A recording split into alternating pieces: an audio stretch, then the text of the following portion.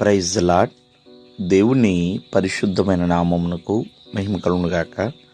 ప్రభు నామమున మీ అందరికీ హృదయపూర్వక వందనాలు. ఈ ఉదయకాలము దేవుని వాక్యాన్ని విందాం. లూకాసు సువార్త 17వ అధ్యాయము 16వ వచనము.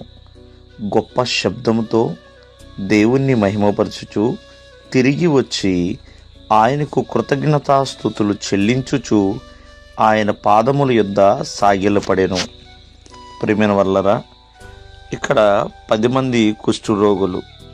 వారు ఎంతో కాలముగా స్వస్థత లేక మరి ఆ కుష్టు వ్యాధితోనే బాధపడుతూ ఉన్నారు.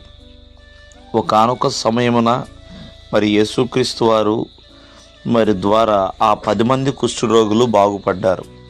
ప్రియమైన వల్లరా, మరి బాగుపడిన తర్వాత ఆ 10 మందిలో ఒక్కళ్ళు మాత్రమే ప్రభు యొద్దకు మరలా వచ్చారు.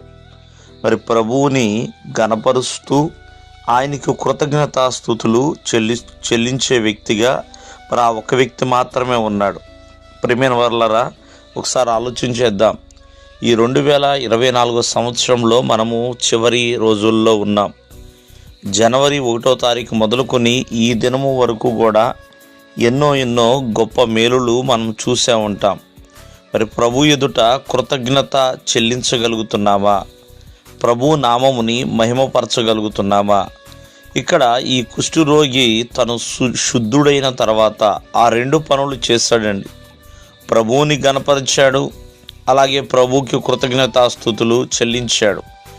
గొప్ప శబ్దము చేస్తున్నాడంటే మరి తను ఎంతగానో సంతోషించాడు కాబట్టి ఆ గొప్ప శబ్దమును చేయగలిగి ఉన్నాడు. ప్రియమైన వల్లారా, కావున ఈ రోజున ఈ ఉదయకాలం ముందు ఆలోచించండి.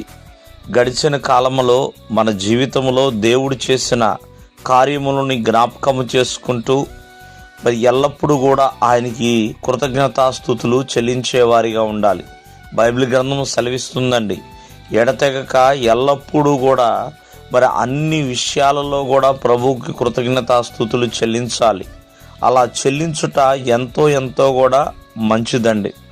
ఎందుకంటే మేలు వెంబడి మేలు మనం పొందుకోవాలి, కృప వెంబడి కృప పొందుకోవాలి.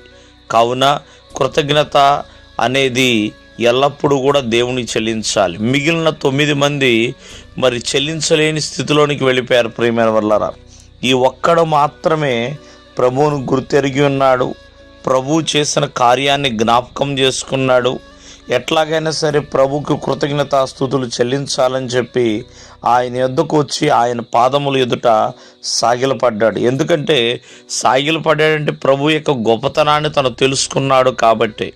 కావున ఈ ఉదయకాలం ముందు ఆలోచించండి, కృతజ్ఞత కలిగి జీవించగలుగుతున్నామా? దేవుడు మిమ్మల్ని ఆశీర్వదించును గాక. ఆమేన్.